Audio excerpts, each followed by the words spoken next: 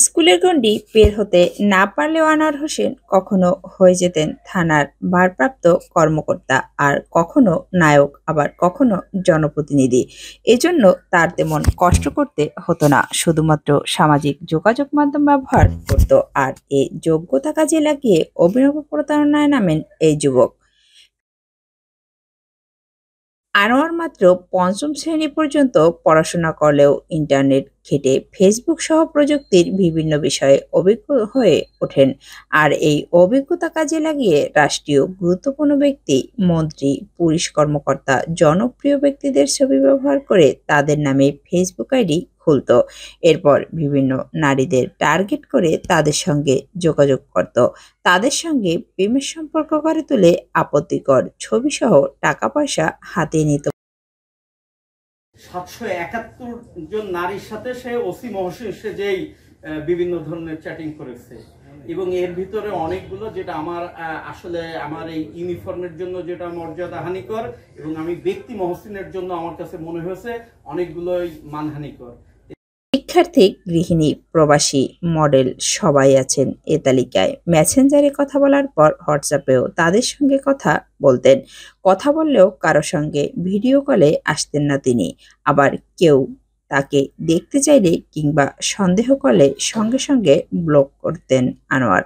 তিনি মূলত মেয়েদের সঙ্গে আপত্তিকর কথাবার্তা বলতেন, তাদের মধ্যে কারো কারো সঙ্গে ছবিও আদান প্রদান করেন, আবার কারো কাছে টাকাও দাবি করেন।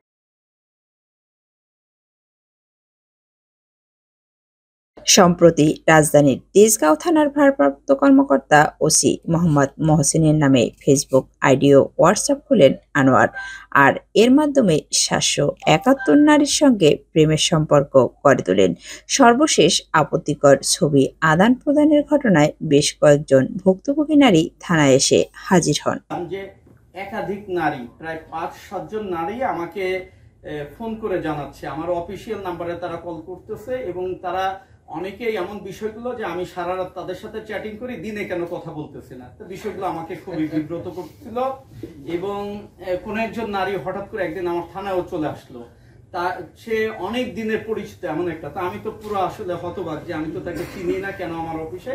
এবং আমি একটা পেজ চ্যাটিং এ বিভিন্ন নারী ওসি মহসিন ভেবে সহযোগিতার জন্য নক করেছিলেন, আর আনোয়ার তাদের সঙ্গে প্রথমে ভালো কথা বলেন, এরপর ধীরে ধীরে অশ্লীলভাবে চ্যাটিং করেন।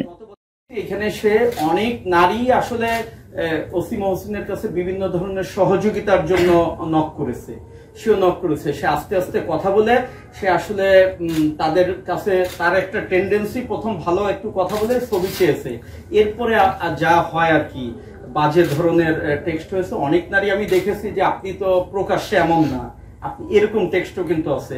অনেকে আবার এর কিন্তু প্রতিবাদও করেছে, আবার অনেকে তার সঙ্গে কিন্তু কথা বলা ওইভাবে যে ধরনের সে আশা করছে এই ধরনের রেসপন্স অনেকে করেছে। এতে ওসি মহসিন নিজে বাদী হয়ে ডিজিটাল নিরাপত্তা আইনে একটি মামলা করেন। তদন্তে নেমে বের হয়ে আসে থলের বিড়াল গাইবান্ধা থেকে গ্রেপ্তার করা হয় আনোয়ারকে। আনোয়ার আসলে কাজ করেন গাইবান্ধার স্টেশন রোডের দাস বেকারি মোড়ের ইসলাম প্রিন্টিং প্রেসে।